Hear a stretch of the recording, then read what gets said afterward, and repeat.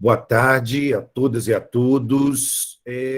Com muita alegria, na condição de presidente dessa mesa de defesa de trabalho, de conclusão da dissertação e, consequentemente, do mestrado da candidata Bárbara Danges Alves Fagundes, que ela apresentará para esta banca e defenderá a sua pesquisa intitulada Direito e Tecnologias. Os juízes robôs estarão a serviço do processo jurisdicional democrático ou do técnico neoliberalismo processual. Essa banca ela é composta pela professora Ângela Espíndola e pelo professor Alexandre Bahia.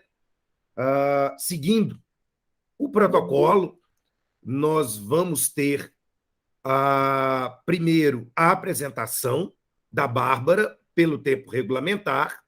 Na sequência, será dada a palavra ao examinador externo, o professor Alexandre Bahia, para a arguição da candidata. Depois, ela terá aqui a sua oportunidade de responder todas as colocações colocadas pelo professor Alexandre e, do mesmo modo, faremos com a professora Ângela Espíndola. Bárbara, alguma dúvida? Ótimo.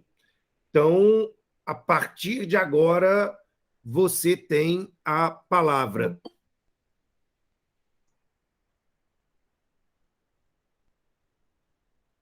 Bárbara? Bárbara, você...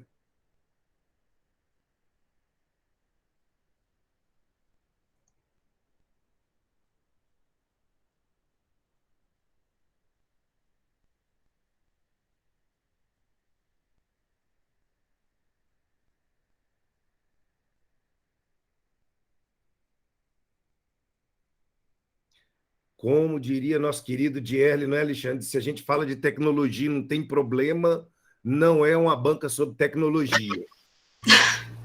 Estou sofrendo com a tecnologia aqui. Agora o áudio está indo? Perfeito. Bárbara, escutamos. Bom, notificou para a palavra. Certo. Bom, boa tarde a todos e a todas. Eu queria agradecer a presença de todos vocês. Aqui tem pessoas muito queridas para mim aqui presentes hoje, que me ajudaram muito a chegar nesse momento. Eu queria cumprimentar a banca, primeiramente na pessoa do meu orientador, o professor Flávio Pedron. Agradecer desde já pelas contribuições que vão ser repassadas pelos outros membros da banca, que é a professora Ângela Espíndola e o professor Alexandre Bahia. Eu vou guardar os agradecimentos para após a banca, para poder cuidar do tempo. E, assim, o diálogo central que essa tese se coloca, ela está entre 5 palavras-chave, que é crise do judiciário, tecnologias de inteligência artificial, automação decisória, neoliberalismo e teoria da decisão. O tema proposto, ele é, então, o de realizar o diagnóstico dos ruídos que esses modernos diálogos entre direito e tecnologia estão produzindo no paradigma democrático de processo. E aí, com foco na proposta de automação decisória, pela figura de um juiz robô.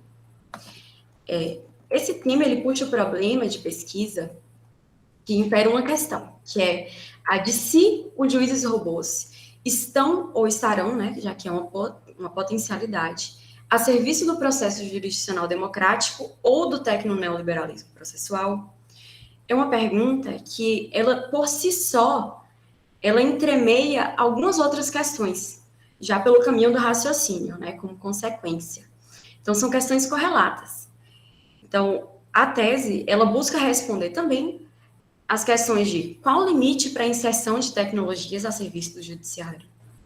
Se a integração dessas tecnologias no processo, ela está se desenvolvendo a partir do interesse na proteção da integridade e da autonomia do direito, à luz de um acesso à justiça qualitativo, e se é possível apontar danos ou ganhos para a processualidade democrática a partir da implementação do juiz robô. É uma tese que ela tem pertencimento, tem berço em um grupo de pesquisa que eu participo desde 2017, que é o CAJU, Centro de Estudos sobre Acesso à Justiça. É um grupo de pesquisa que ele tem a coordenação do professor Pedron e da professora Ângela.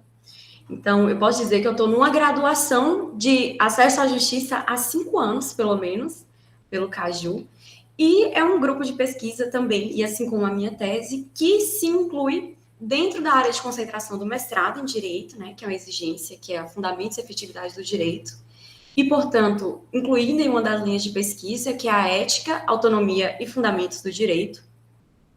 E ela se justifica pela necessidade de se pensar os desafios da modernidade do direito, e é esse desafio que qualquer mestrando se coloca quando entra em uma linha de pesquisa como Fundamentos e Efetividade do Direito, e isso se justifica justamente partindo da acepção de que o judiciário já sofre de uma crise, e aqui eu identifico ela como uma crise de identidade, e por isso eu busco analisar se essa crise de identidade está ligada a uma ideologia de predação do direito pela economia. E a tecnologia ela vai se impor nesse diálogo a partir da acepção de que se há essa predação e se a tecnologia está sendo fruto, está apresentando ferramentas como fruto dessa interseção predatória, ela também vai apresentar ferramentas não tão adequadas ou não adequadas ao Estado Democrático de Direito. E aí, portanto, fica a pergunta se nós estamos adquirindo ferramentas nesse diálogo ou se as ferramentas estão nos utilizando. Nos utilizando aqui, eu falo no plural, do judiciário. E a partir disso, eu busco encaixar 5 hipóteses de pesquisa no trabalho. A primeira é que existe dentre inúmeras situações de crise no judiciário. E a que eu privilegio nessa pesquisa é a que está diretamente conectada à dualidade do ser e do dever ser do acesso à justiça. A segunda hipótese é a de que as tecnologias, elas pertencem ao DNA do processo, então elas não se opõem. Então, de forma inexcusável, há esse diálogo. E o que é necessário, a partir disso, é realizar aportes para que esse diálogo se mantenha sempre atrelado aos parâmetros democráticos, ou seja, do paradigma em que estamos inseridos. E, para isso, é necessário fazer um descortinamento sistemático. E o meu descortinamento sistemático privilegia a ótica da automação decisória no judiciário. A terceira hipótese é a de que existe uma relação predatória da economia no direito, forte nas bases do processualismo democrático, ou na história do processualismo brasileiro, marcada por compromissos com produtividade e eficiência a qualquer custo, inclusive pela sobreposição de valores quantitativos aos qualitativos. E a proposta do juiz robô, que é uma ferramenta da inteligência artificial, estaria atrelada a essa corrente, sob as bases do que a Spínola denominou de tecno-neoliberalismo. A penúltima hipótese, ela pressupõe que o palco das atuais discussões sobre a automação decisória, ela comumente se subdivide em a deificação tecnológica, né, que é o ato de endeusar a tecnologia de forma crítica, e o negacionismo irracional. E, por último, já que inexcusável os interlúdios tecnológicos no judiciário, eu vou buscar um desenviesamento tecnológico, ou seja, descortinar de forma crítica essa interlocução e essas ferramentas no judiciário, a partir da noção de que elas não são ferramentas inatacáveis, elas precisam se adequar, elas não são produtos feitos sob medida ao nosso Estado Democrático de Direito. Nem o nosso Estado Democrático de Direito, nosso processualismo democrático, ainda está sedimentado. A gente tem uma democracia jovem. Então, essas hipóteses, elas vão culminar numa estrutura de 5 capítulos, né? E antes de adentrar nessa estrutura desses tópicos, eu preciso fazer 2 ponderações iniciais. É a de que, pela leitura do meu trabalho, vocês irão perceber que existe uma linearidade de autores, uma circularidade de autores, ou seja, o meu recorte temático, ele privilegia alguns autores dentro de uma grande rama de autores brasileiros que trabalham com a inteligência artificial.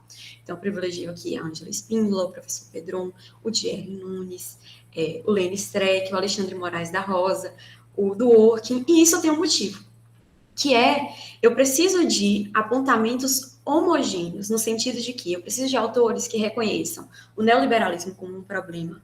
Eu preciso de autores que tenham a iniciativa hermenêutica, de pesquisas hermenêuticas, e assim eu possa dialogá-los com a proposta de Dworkin, e permitindo uma construção homogênea para eu poder também apontar, conseguir construir as minhas hipóteses de forma coerente para vocês. Então, o produto final é um estado da arte da proposta do juiz robô, que culmina observando o fator de crise do judiciário a partir da economia.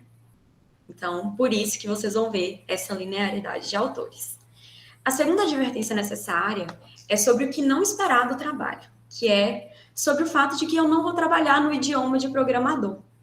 Isso porque eu não quero adentrar nos pormenores das tecnologias, sobre a sua constituição, seu modo de ser, sua programação, em uma linguagem de inteligência artificial. Aqui, a proposta dessa tese é de analisar, de privilegiar o ecossistema da proposta do juiz robô.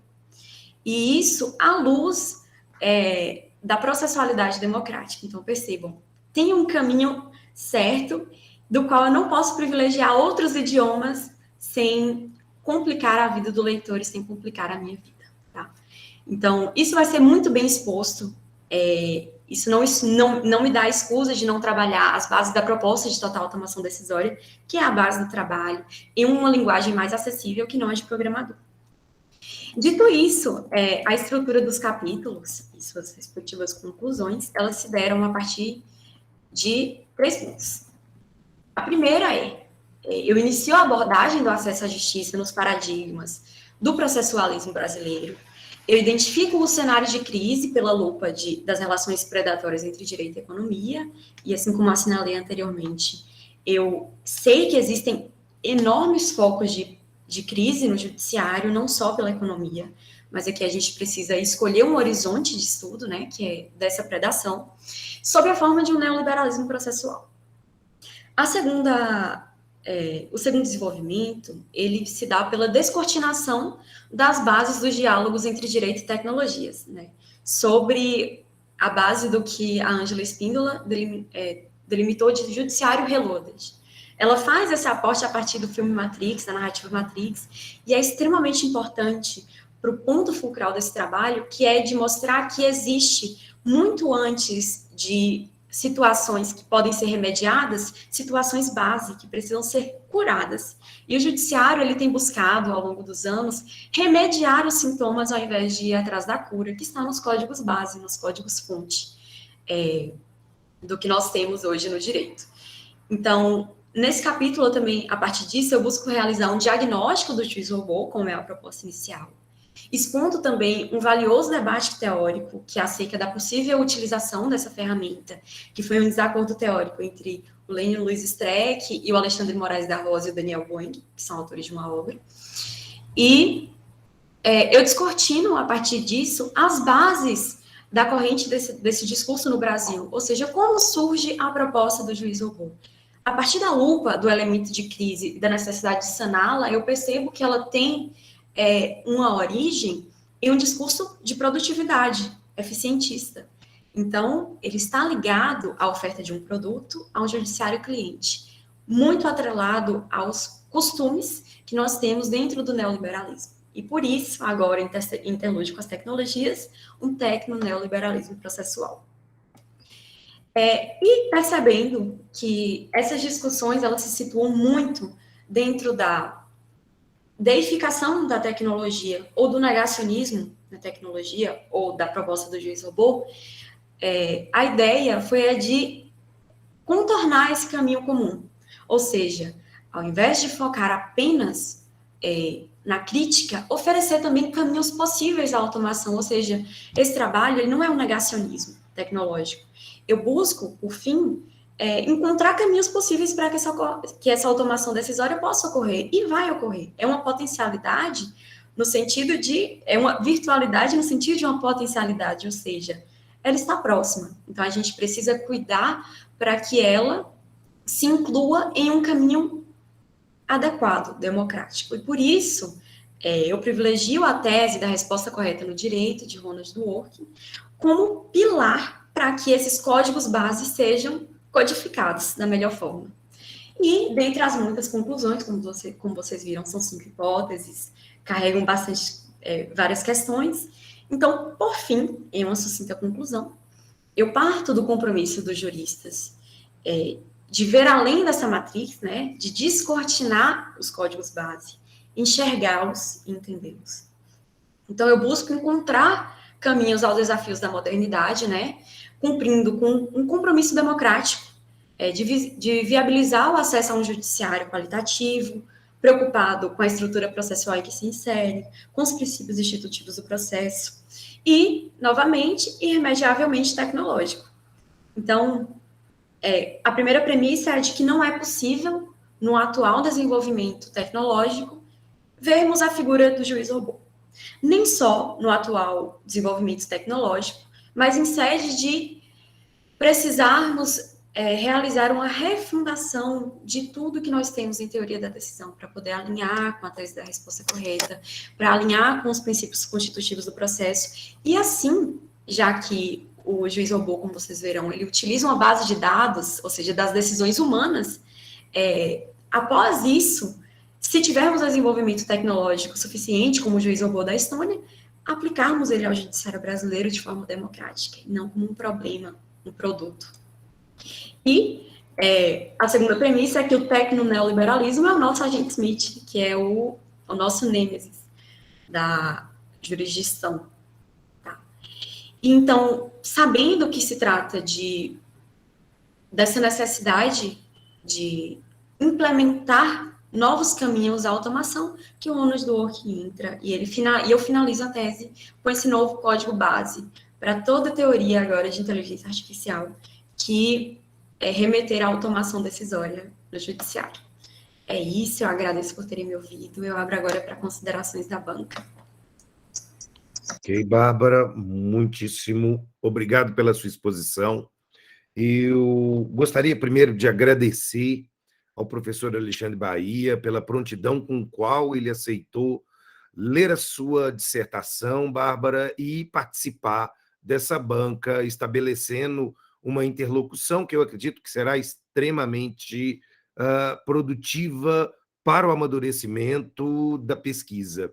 Professor Alexandre, passo-lhe a palavra, fique à vontade para fazer suas colocações à candidata. Obrigado, boa tarde a todas e todos. Eu queria agradecer o convite e dizer que é muito feliz de participar de uma outra banca, ainda que virtualmente, com o Flávio e com a Ângela, né? Já temos aí algumas outras bancas em comum. Cumprimentar a Bárbara e a todos que estão assistindo aí. Eu acho que você pega um tema que realmente está no centro das melhores discussões hoje em torno do processo, de que tipo de processo a gente quer ter, né? E eu vou seguir aqui mais ou menos a ordem das minhas considerações, mas já te dando parabéns pelo trabalho que você entrega. Tanto a parte teórica, né, toda a reconstrução da teoria do Dworkin, enfim. Vou deixar aqui a janela. Acho que a primeira coisa que me chamou a atenção foi o seu resumo, e não é comum a gente ver um resumo tão bem feito, em que é mostrado não só o tema, o problema, mas também as hipóteses, o marco teórico e a metodologia. Então, assim, é um resumo que, ao ver o resumo, a gente sabe exatamente o que pretende o trabalho, por onde que o trabalho vai andar. Eu estou literalmente seguindo aqui a ordem, então não vou ter uma separação tão grande assim entre forma e conteúdo. Uma questão que, aliás, me chama muita atenção com relação à forma, já que eu mencionei, é que o trabalho está muito bem escrito, tem muito pouca coisa, uma coisinha ou outra só que eu vi aqui de correção, e o Flávio sabe que essa é uma coisa que eu sempre corrijo, né? Sempre eu participo de banca, mas o seu trabalho está realmente muito bem escrito. Mas uma outra coisa de forma que eu acho que vale a pena corrigir antes de fazer o depósito final é o referenciamento que é feito da teoria geral do processo, esse livro que é coescrito aí com o Gérlio, Flávio e eu. Em algumas notas de rodapé, a ordem dos autores está trocada, que é uma coisa besta, mas que é fácil aí de corrigir. Em algumas está com o nome do Gérlio primeiro, outras está com o meu, e aí é uma coisa que eu acho que precisa ser uniformizada. Então, assim, de forma, a única coisa que me chamou mais atenção. Mas indo com relação a questões de conteúdo, eu sei que existe toda uma leitura própria que vai ser feita aí com relação a alguns autores, mas tem algumas coisas que eu queria ver com você. Lá na página 18, em que você está falando sobre o ser e dever ser do acesso à justiça, e você cita lá o Paulo Bonavides no segundo parágrafo, tem uma referência, tem uma afirmação que você menciona também aí na sua apresentação, que ela não seria problemática, me parece, se tivesse sendo usados outros referenciais teóricos. Mas como o Habermas é um dos seus referenciais teóricos, aí a coisa precisa ser mais esclarecida. Porque ao falar que o estado de bem-estar social é uma promessa não cumprida, eu acho que a gente precisa tomar bastante cuidado com essa concepção de cisão, primeiro, essa concepção de cisão entre real e ideal. E isso é algo que vai acontecer também em outras partes da dissertação, ao se mencionar essa questão, né, como se real e ideal fossem duas esferas estanques, e como se, na verdade, um não pressupusesse o outro. Eu sei que o Flávio trabalha isso nos textos dele, até porque a gente tem aí essa mesma formação. Isso é algo, por exemplo, tanto o Menelik quanto o Marcelo Catoni sempre insistiram muito, né, da gente não cair nessa separação entre real e ideal. E, ao mesmo tempo, eu questiono bastante essa ideia de que nós não tivemos um estado de bem-estar social no Brasil, se você considera, a partir da perspectiva habermasiana, que você vai trabalhar um capítulo inteiro, passando ali pelo Estado liberal, social, Estado democrático de direito, porque, na verdade, quando a gente pensa a ideia de paradigma, a gente está pensando justamente nas premissas a partir das quais, por exemplo, o direito ele foi e é construído. E o direito, durante boa parte do século XX no Brasil, ele foi todo pensado dentro de um paradigma de estado de bem-estar social. Você pode, é claro, questionar que a gente nunca teve o mesmo nível de bem-estar social que os países do norte da Europa, mas isso não significa que a gente não teve um estado de bem-estar social se a gente pensar dentro da perspectiva contrafática, enfim, do Habermas. Então, essa é uma questão que eu acho que pode ser mais bem explorada.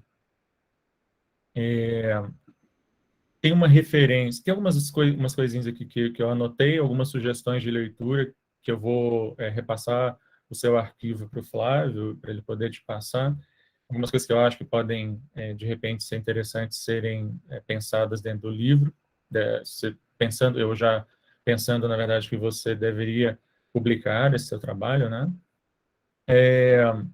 Quando você está falando lá sobre essa ideia da Matrix, e realmente ficou bem interessante essa reconstrução que foi feita dessa discussão, né, do vídeo com o Flávio e a Ângela, enfim, sobre a questão do Matrix, Reload, né? É citado em determinado momento aqui o Deleuze, na página 44, no segundo parágrafo, quando fala aqui de jogos de palavras, etc.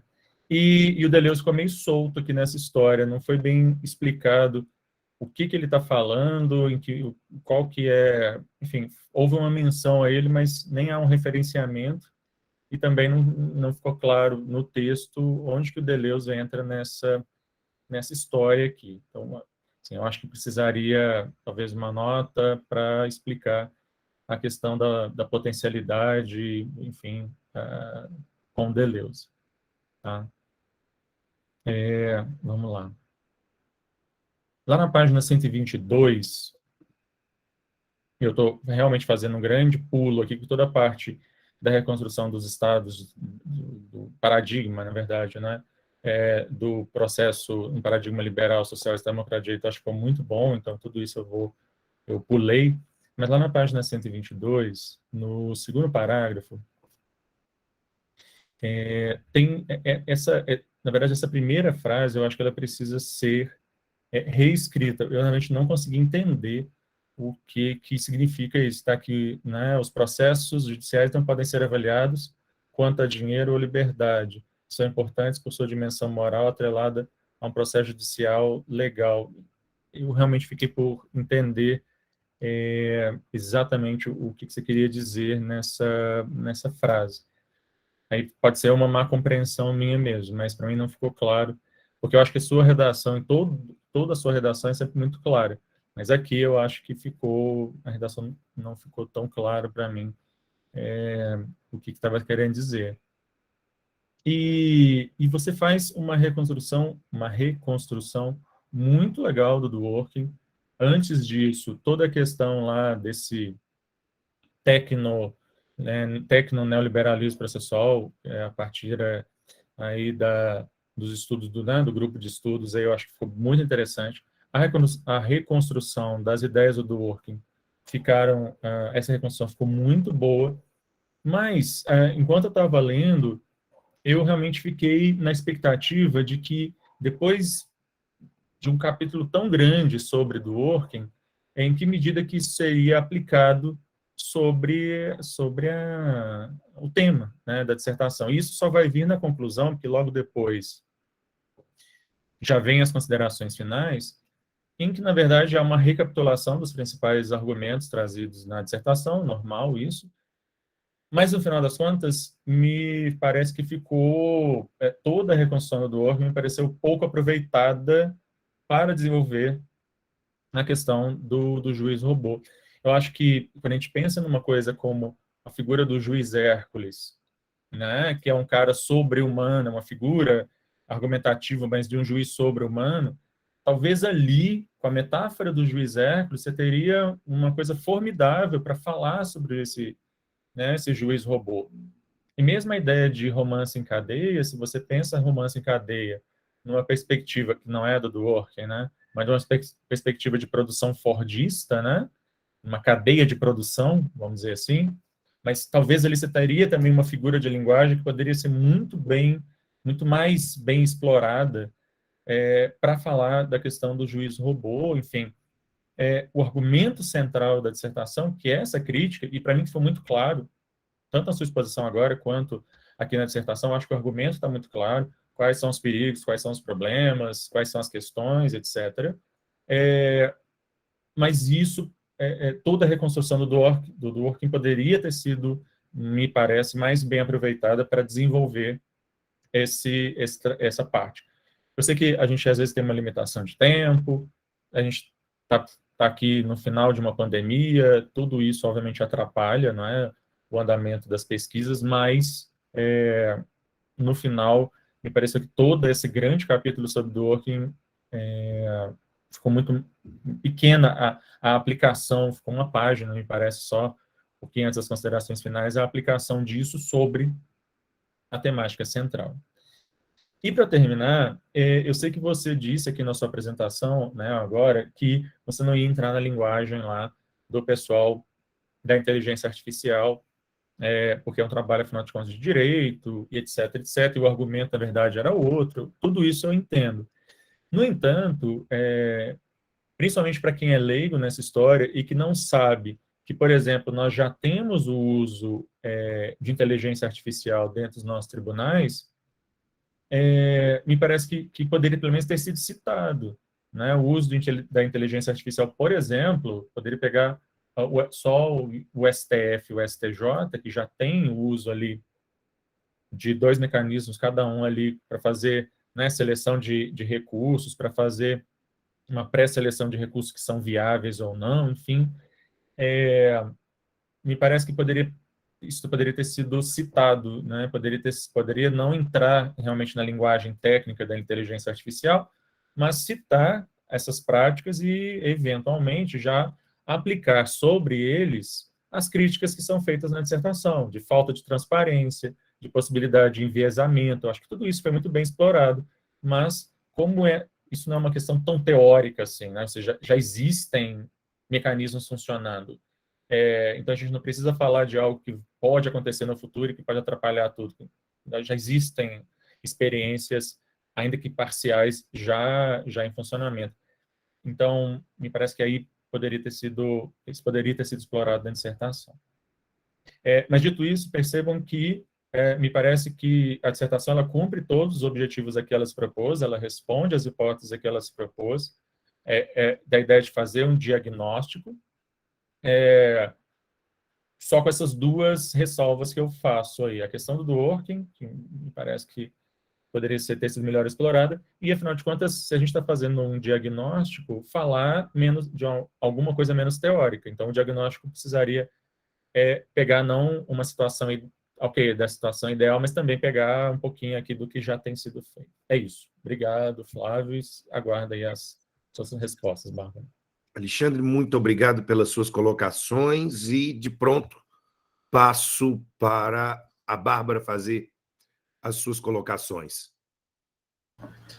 Bom, professor Alexandre, primeiro, eu falei que ia deixar os agradecimentos para depois. Eu queria dizer que eu tenho muito orgulho de ter o senhor na minha banca. O senhor ajudou demais. Eu já imagino aqui agora tudo que eu posso fazer para poder melhorar esse capítulo do working, principalmente. Eu vou corrigir a referência do TGP. Bem observado. Muito obrigada, professor. A cisão entre o real e o ideal. Realmente, agora que o senhor falou, eu acho que eu realmente fui radical, quase radical, ou muito radical. Sobre a citação do Deleuze, eu falei ele de passagem porque a professora Ângela falou na palestra sobre essa não oposição entre potencial e virtual. Só que eu acho que eu vou puxar um rodapé realmente, porque ficou perdidaço. Sobre a correção da página 122, eu vou reescrever, que é sobre aquela questão de que o processo ele não pode se guiar por ideais de mercado.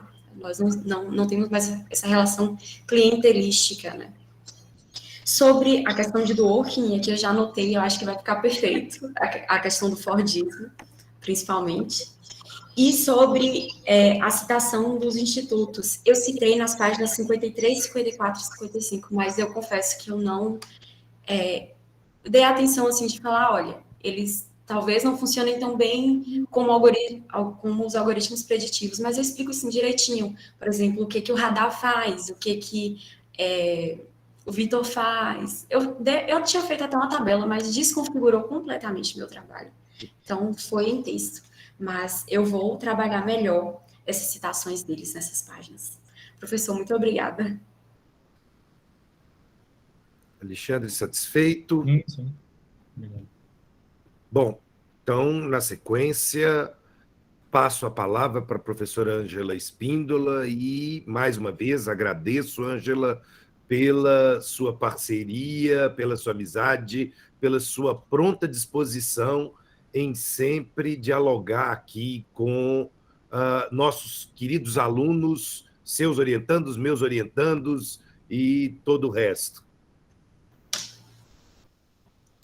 Olá, muito boa tarde. Imagina, Pedrão, não precisa agradecer. Eu que agradeço poder estar aqui com vocês de novo. O Pedrão realmente é um querido colega, um baita parceiro, como se diz aqui no Sul, né? E eu fico realmente muito feliz de ter o Pedrão assim como colega, parceiro, e também alguém com quem eu posso sempre aprender bastante. E através dele acabo sempre me encontrando com o professor Alexandre, com quem também aprendo. Eu acho que a gente tem boas interlocuções, bons pontos de contato, né? E todos esses encontros sempre nos renovam também e confirmam, né, muitas das nossas hipóteses de pesquisa, né? Então, agradeço, Pedrão, o espaço, Alexandre, a possibilidade da gente se encontrar aqui, de te ouvir. E, claro, né, hoje a tarde é da Bárbara, né, eu parabenizo pela etapa cumprida, né, pela missão vencida aqui, né, acho que a gente pode, inclusive, testemunhar aqui, né, todo o empenho dela, e se justifica por essa sala lotada aqui, né. Ela sempre foi uma mestranda e bolsista muito solícita, sempre deu todo o suporte e apoio para os mestrandos, sobretudo nesse período de pandemia. Então, só por isso ela também está de parabéns, porque ela acaba cumprindo, né, Pedrão, efetivamente com aquele papel que é do mestrando, de um pesquisador, né, que é de fazer a pesquisa, mas também fomentar, né, auxiliar para que as pesquisas sejam desenvolvidas, porque o nosso papel aqui sempre é duplo, né, além da gente pesquisar o nosso tema, também inspirar que outros colegas encontrem os seus temas, e nesse aspecto acho que a Bárbara sempre deu conta do recado, e enfim, né, o caminho aí tá aberto, ela vai poder seguir os caminhos que ela quiser. Bárbara, sobre o teu trabalho, ele avançou bastante desde a qualificação para agora, tá? Ele avançou muito. O título, né? Deixa eu pegar aqui as minhas anotações.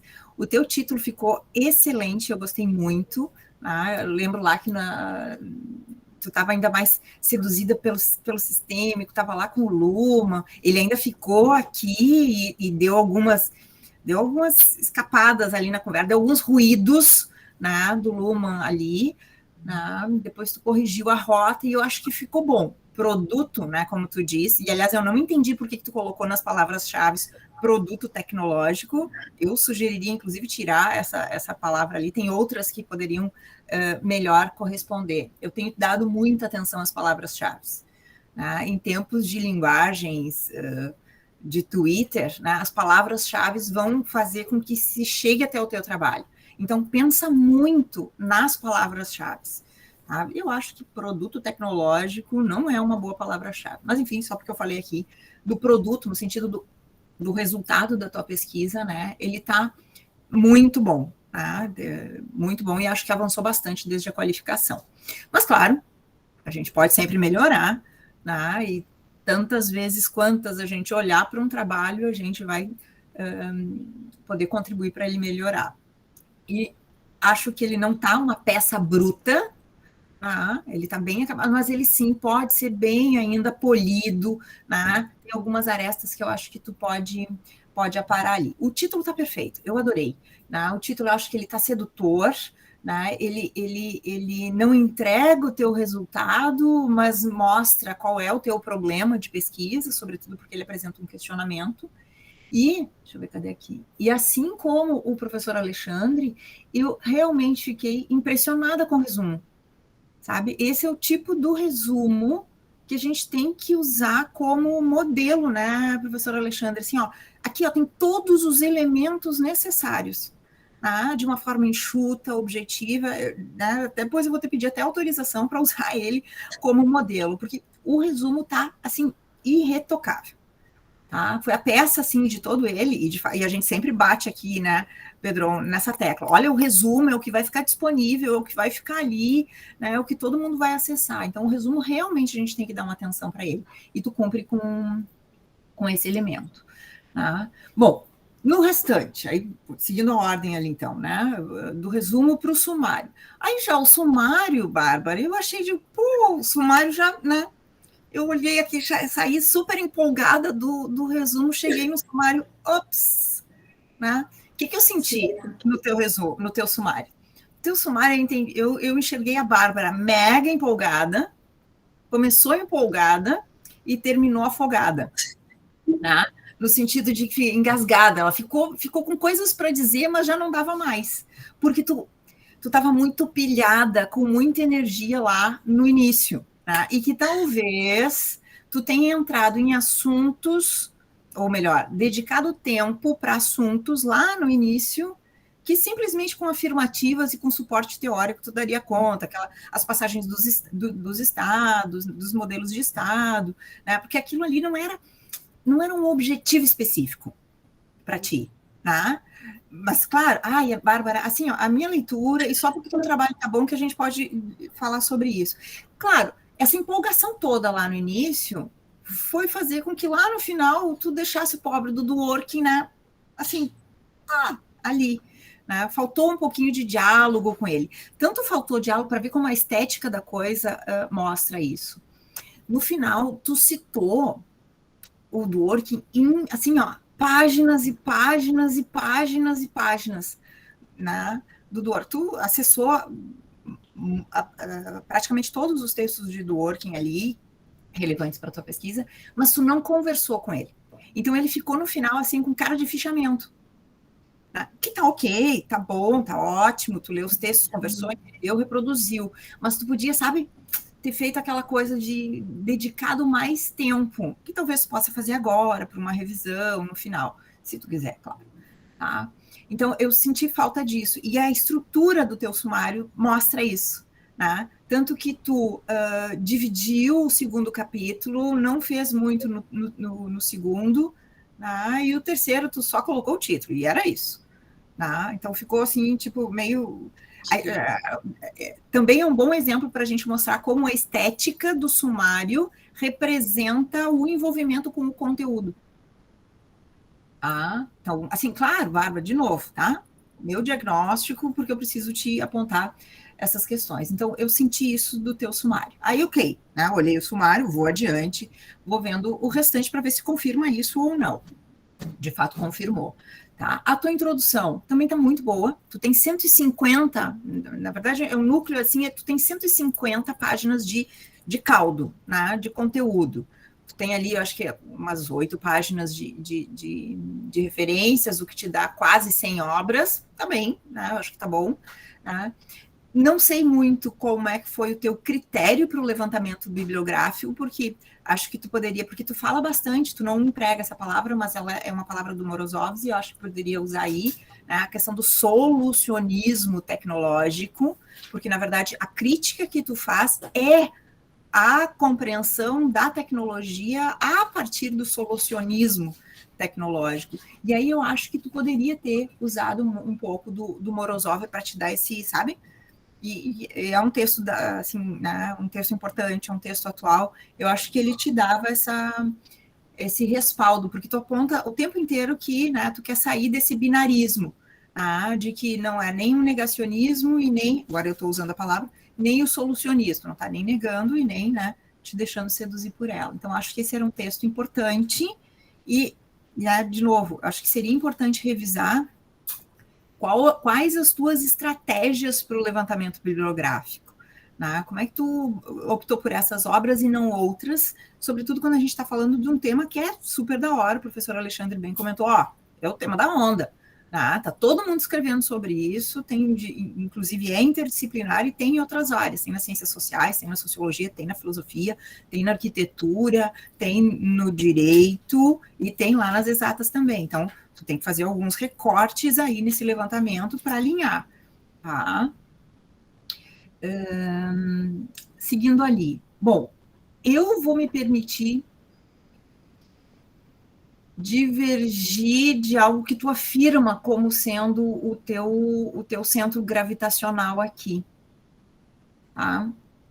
E aí tu pode divergir de mim e me convencer do contrário, eu vou adorar, tá? Tu diz que o teu problema de pesquisa é fazer um diagnóstico,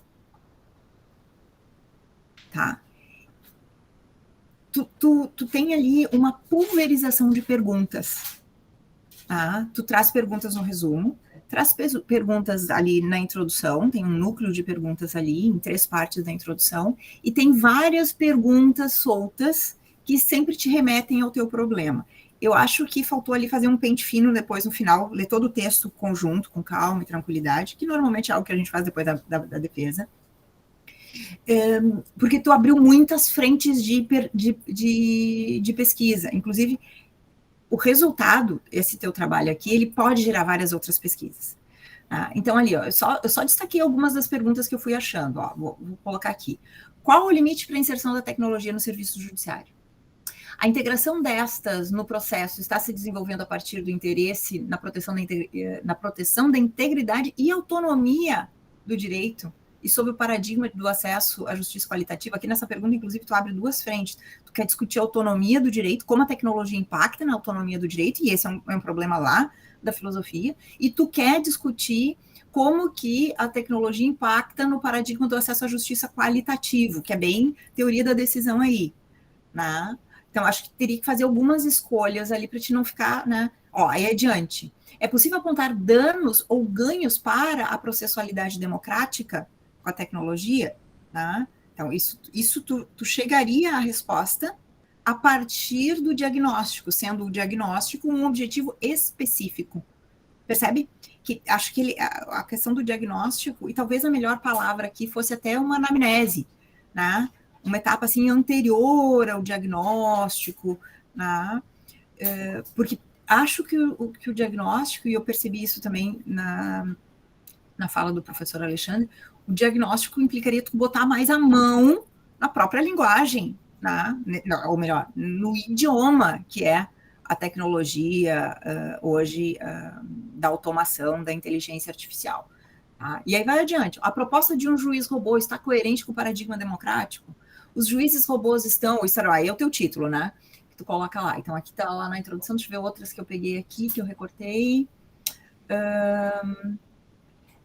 O judiciário quer acabar com a crise ou apenas mascará-la? E aí tu faz essa coisa, né, de que se a tecnologia é um instrumento, né, que tem a ver com essa ideia que tu adotou ali, né, do tecno-neoliberalismo, que eu fiquei bem feliz, achei bem legal, né, que tu encampou isso, ainda estando em construção.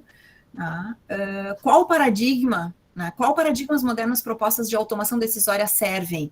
Vê que tu começa a abrir, assim, de novo, né? Eu vou me permitir divergir daquilo que tu aponta como sendo teu cerne gravitacional de pesquisa, porque me parece que tu apontou vários ali. Né? Talvez o teu núcleo aqui, de fato, seja investigar, né? E aí só uma questão de alinhamento da redação ali, né? Os limites da inserção da tecnologia a serviço do judiciário. Não sei. Talvez, e aí teria que reconstruir ali, com base no do work, que tu poderia explorar mais, né?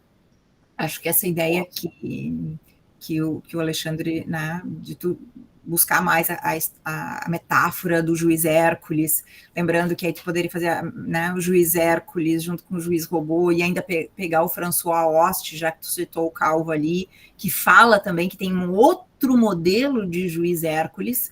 O juiz Hércules do Hoste não é o mesmo juiz Hércules do Dworkin. Né? Então, talvez essas questões pudessem polir, né, ali o teu trabalho, que já está muito bom, está excelente, mas acho que tu poderia alinhar e, sabe, fazer aquela coisa assim de... Que, na verdade, o trabalho ele fica pronto quando a gente não tem mais o que tirar dele. Quando tem coisinhas que a gente ainda pode ir tirando, talvez ele... Né, ainda mereça essa atenção, tá? Acho que tu faz essas citações em excesso, nas mesmas, assim, em páginas sequenciais, com o mesmo autor, que tu poderia conversar mais com ele. Faz isso na introdução também, que na introdução dá para fazer, mas acho que tem muita. Tá? E a tua conclusão lá... achei que o terceiro ali, deixa eu voltar ali no teu terceiro... Ops, fechei. O teu terceiro ali, fechei o trabalho que estava na minha frente aberto, deu, aqui. O terceiro capítulo, deixa eu voltar nele. O terceiro que é 4, né? Eu ando defendendo que a gente pare de numerar a introdução comum. Tá? Eu acho que a gente pode fazer essa revolução e todo mundo não respeitar as normas da BNT nesse aspecto, parar de numerar como capítulo 1 a introdução. Né? Nesse caso, tu faz pela metade, porque tu não numerou as considerações finais. Né? Então, poderia não numerar a introdução. Então, no 4, né, que é o teu terceiro capítulo, tá, eu acho que ele traz elementos muito importantes ali, porque tu vai sustentar, né, a importância, de fato, tá, daquilo que eu venho chamando de uma artesania dentro do processo. Né, que é a decisão, que é o teor da decisão, que é e aí tu pega, né, ali a questão do próprio Dworkin, né, que poderia ter explorado mais ali, mas acho que ele é o cerne. Tá? Então, talvez a pergunta que eu possa te fazer aqui, reunindo um pouco desse levantamento que eu fiz, para a gente conversar, se de fato a tua proposta foi fazer um diagnóstico, tá? E, claro, a gente sempre faz um diagnóstico para fazer depois uma prescrição, né? Um encaminhamento, né? Ou se foi estabelecer os limites. da automação ou da inteligência artificial lato sensu no Poder Judiciário. Tá? Eu queria que tu me dissesse de fato assim, tipo agora, né? Trabalho entregue, né? O momento da banca já cedendo, né? Então o nervosismo já também cedendo. O que afinal tu quis fazer aqui? Foi fazer um diagnóstico ou foi colocar essas balizas de quais são os limites? Tá? E aí era isso. Obrigada de novo, Pedron. Bárbara, fico à tua disposição. Muito obrigado, Ângela, pelas colocações. Bárbara tem a palavra. Professora, muito obrigada pelas colocações. Acho que a senhora já percebeu que grande fruto dessa pesquisa foi na aula de acesso à justiça e poder judiciário, junto com as aulas do Caju, né, quando o professor Pedro trouxe a ideia de tecnologia. Então, aqui é um filho do Caju, que eu penso, e realmente, agora, com esse olhar clínico, eu vejo tudo isso que a senhora falou, principalmente sobre produto tecnológico, que a minha ideia foi de falar daquela relação de consumo, mas ela também não está tão bem trabalhada. Ela está trabalhada no capítulo sobre o neotecnoliberalismo, mas ali ligada à ideal de mercado. Então, talvez poderia substituir produto tecnológico por... não sei. Aí vai ficar a dica da professora Ângela. E sobre o sumário pequeno, vou dividir. Eu também tive um toque, porque realmente está bem trabalhado, mas durante o texto eu falei, será que eu puxo um subponto aqui, e se ficar desigual os tópicos? Mas então eu vou dividir, principalmente agora que eu pretendo trabalhar melhor a questão de Dworkin, e essa ideia de trabalhar ele a partir da questão do François Hoche, que eu já ouvi em um dos encontros do Phronesis, sobre esse livro, então já tenho alguma base, porque eu já anotei bastante.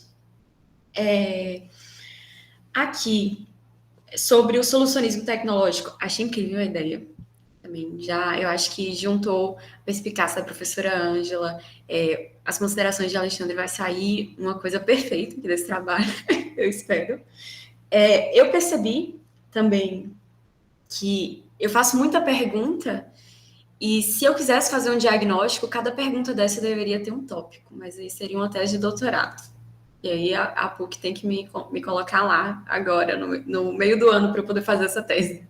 Então, eu vou trabalhar melhor esse sumário, dividir até com os tópicos que eu já tenho, até porque realmente está um pouquinho bagunçado.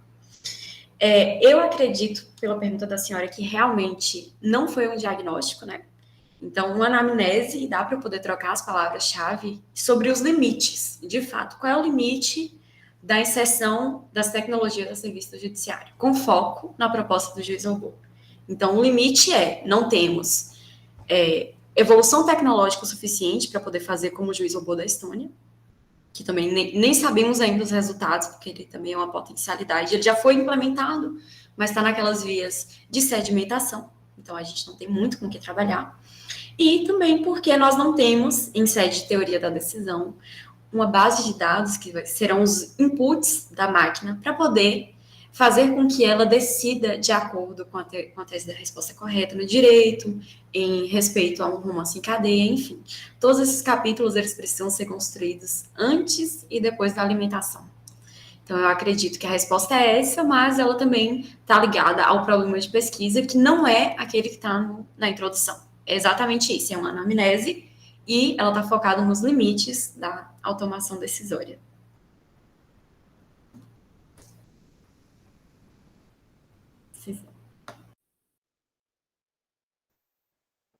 Finalizou, Bárbara? Bom, então, ótimo. Professora Ângela.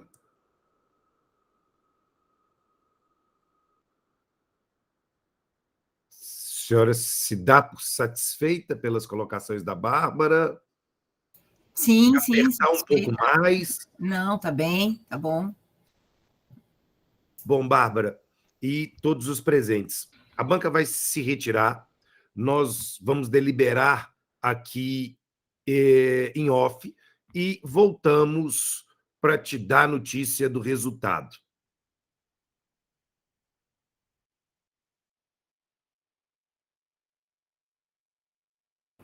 Parabéns, Bá. E Rafa, obrigada. Sucesso, certeza. Será que vem notícia Parabéns, boa? amiga. Nem tinha perguntas? Arrasou, hein, Bá? Arrasou, A menina arrasou, a bichinha. Meu Deus, que sucesso! Eu já tinha lido sua dissertação, estava perfeito. Eu sabia que o resultado ia Ficou ser perfeita. E foi muito elogiada ainda. E eu quero que o meu resumo tenha tanto elogio quanto o seu, viu? Eu vou mandar para você ler, para ver se tá na altura de Ângela. Ela é da minha banca. Ei, e agora, como é que eu faço para mudar meu resumo depois que eu já vi? Amanhã. Moça, compartilha esse modelo aí. Qualquer 20 conto, eu tô compartilhando. Fechou. E a sensação, amiga? E o alívio? Amiga, eu não sei se eu sou mestre ainda não. Tem que vir aqui, tem que vir sem ressalvas. Eu acho que vai vir a ressalva só de corrigir a referência. Ei, dei risada, viu? Fiquei perdidaça no texto. Eu só pensei nisso depois. Eu falei, nossa, eu fiquei perdida. Ai, mas tá tudo bem. Foi Tem que ser ótimo. um pouco doida também, não pode ser certo assim, não. Parabéns, Babi. Parabéns pela apresentação. Ei, Fábio, como é que tá? Você já é amanhã, hein? Ei, Fábio, já vou nós fazer dois, amanhã. hein? E aí, gente, boa tarde, os amigos aqui do Vou ter que abrir duas telas, uma de Bela e uma de Fábio. duas no mesmo horário, né? Uma pena. Sacanagem. Uma pena, não dá para acompanhar o Dias amanhã. Assistir um pouquinho de um pouquinho de outro. A gente pode fazer que nem futebol, jogo decisivo de campeonato, Isa. Um segura um pouquinho, aí pro juiz começar, depois vai assistir o outro. Mas meu orientador já mandou aqui para mim, ó, dentro do tempo regulamentar, rapidinho, show de bola, vambora. Vambora. O seu é Nicolite, né, Fábio? E a banca, o examinador externo? A banca é o professor Gerson, né, o interno, e a externa é a professora Hélio, uma professora da Federal de Juiz de Fora. Legal. Mas vai, entre mortos e feridos, todos vão se salvar. Amém. Acho que não tá ninguém. Amém, amém, amém. Turma de mestres, galera. Eu não aguento mais. O professor voltou. Eles param de falar a mensagem. Olá, Bárbara. Olá a todos. Bom, a banca se reuniu, deliberou e você viu que, a bem da verdade, a gente não demorou muito e não precisou discutir muito acerca de nossas conclusões. Bárbara, na qualidade do seu orientador, eu te dou a notícia, meus parabéns, você foi aprovada, você é nossa mais nova mestre em Direito pelo PPGD da UniFG. Professor, muito obrigada. Agora chegou a hora do agradecimento. Sem chorar, Fernanda, Fábio. Se não fosse o professor Pedron, ano passado, não teria dado. De coração. A professora Ângela também não teria dado. Não vou chorar você. Muito obrigada, gente. E me aguardem no doutorado aí, logo em breve. Professor Alexandre, muito obrigada. Eu sabia que o senhor ia ajudar muito, muito. E é isso, gente. Muito obrigada por ter vindo. Parabéns, Bárbara. Parabéns. Parabéns. Parabéns. Parabéns, sucesso. A gente se encontra na banca do doutorado agora. Ou antes disso. Ou antes, eu tô no... Vou me inscrever pro Frônesis para terminar a tese. É isso aí. Isso aí. Bom, gostaria de agradecer a todos os presentes e declarar encerrada essa sessão pública de defesa. Então, grande abraço a todos. O professor Guilherme Bittar, grande abraço, meu amigo, professor João e todos os demais. Tchau, gente. Boa tarde. Tchau, gente. Obrigada. Tchau, gente. Tchau, Alexandre. Tchau, Tchau, Bárbara. Angela. Tchau, pessoal. Tchau, Flávio. Professor Pedron, satisfação.